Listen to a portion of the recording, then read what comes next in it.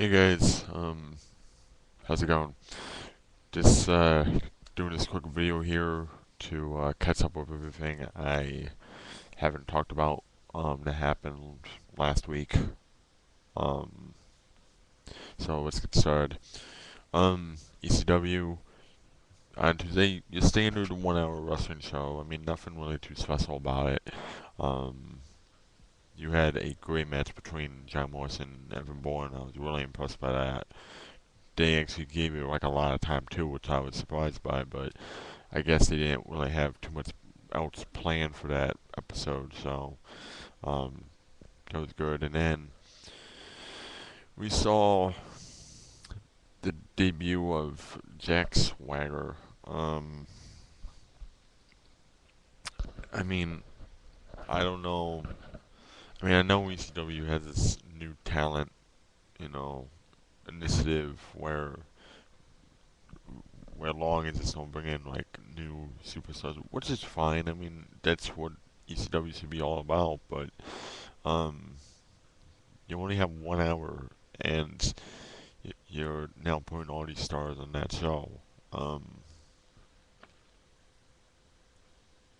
you already got rid of Walker, Braden Walker, which I don't think Chris Harris wants to be called that anymore. But it will always be lived down in jokes and stuff, and he's screwed. But But yeah, maybe it's a Sundays, may get 2 hours, I don't know. And the main event was Henry and Knox versus Matt Hardy and Finlay. Nothing really too special there, so you know, your typical 1 hour wrestling show. Now, on the Impact did not impress me at all. Um One of the major gripes I had with it was the beautiful people beauty pageant thing between Love and Wild. They wasted like 3 segments of time with this. All I gotta say is thank God this was on the pay-per-view. That's tonight. Um, I mean, and his TNA is saying, yeah, we're not about being divas, and yet they're doing a diva type gimmick, uh, you know, attraction. So I don't know. Maybe TNA is giving in. Maybe they think they'll bring in more people. I don't know.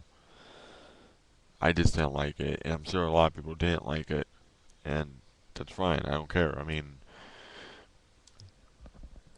Angel Williams, Angelina Love, whatever you want to call it, is hot. Don't get me wrong, she is. But I mean, wasting your time on this is just.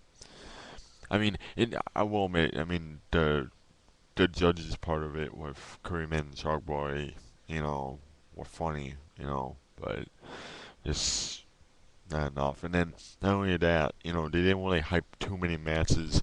Well, any final hype for too many matches, which should be on your last Impact before the pay-per-view. So, but once again, TNA has to fuck up. But what else is new? Um, but something that really did impress me about Impact was um, that backstage, backstage Kristen Cage promo. It just made you believe that he was gonna go to the pay per view tonight and win the title. Like he's gonna win that title. I personally think that it's not gonna happen. Joe will probably keep the title, but um, it's just Then also on Impact, you saw a surprise appearance by Tom Go. I was not expecting Tom Go to be there, especially since he just left TNA. So I was wondering why he was back there. But I guess he's gonna be back, here and there. So that's okay. Um,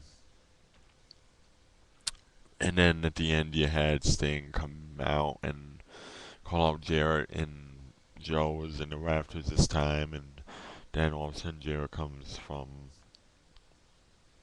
he raised up from the top of the set thing there, and that was the end of Impact. Well, I mean, not really a good Impact to go into a pay-per-view. I'm sorry.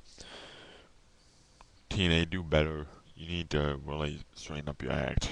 Because you didn't hype the tag title match, you didn't hype the X title match, nothing. So, um, I'll get my thoughts on the pay-per-view in a few minutes, but right now, before we get to that, SmackDown was okay. I mean, it wasn't bad, but it was okay. We now know Jeff Hardy's the contender to face Triple H at No Mercy. It should be a good match. I mean, they faced each other before, so it should be a good match. It should be a match based on respect, I think, after what um, has been going on with Triple H and Hardy. Um, and all the truth, I love the irony of the TNA theme in WWE. He wrote it so he can use it, but you know, but but but he's been looking good on SmackDown LA. So um,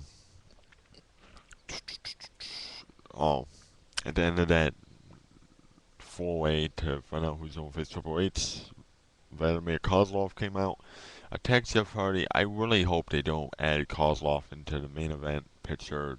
I mean, at least, yeah. I mean, yeah, he's been undefeated, but I mean, it's like not yet. You know, what I would do is after Taker gets done with Big Show, because I think he's gonna face Big Show.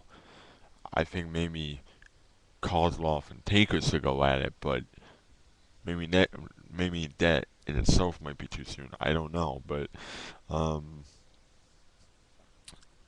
but we'll just have to wait and see what happens with that. Don't know what was up with the whole Jesse Festus and the moving company gear, and then taping up the extra. Yeah, that just seemed random. Um, but you know, we don't do. So anyway, TNA TNA pay per view tonight. No surrender. Um, I'm not gonna be getting it. I'm not gonna order it. I'm not gonna go anywhere to see it. I will see it in other ways tomorrow, but I refuse to spend my money on a TNA pay per view after seeing how bad they are sometimes. I mean, there's been good ones and bad ones, but I mean, I'm not gonna risk wasting. Was it like 30 bucks? You know. Um, so not gonna do that, but one thing I am impressed all about the pay per view is that the gimmick matches, there's really not that many of them, which should be the case with every pay per view. This should only be like a few every pay per view. So if at all. So, but anyway, um, one more thing, Mr. Perfect DVD just came out. I have not gotten it yet. I will work on that though. Um, so yeah, if I do get it, I'll probably do a review on it or something of that nature. So okay, I guess I'm just wanted here. So talk to you guys later, and I'll be back. Well, actually, I don't know when I'll be back. So, all right, talk to you guys later. Bye.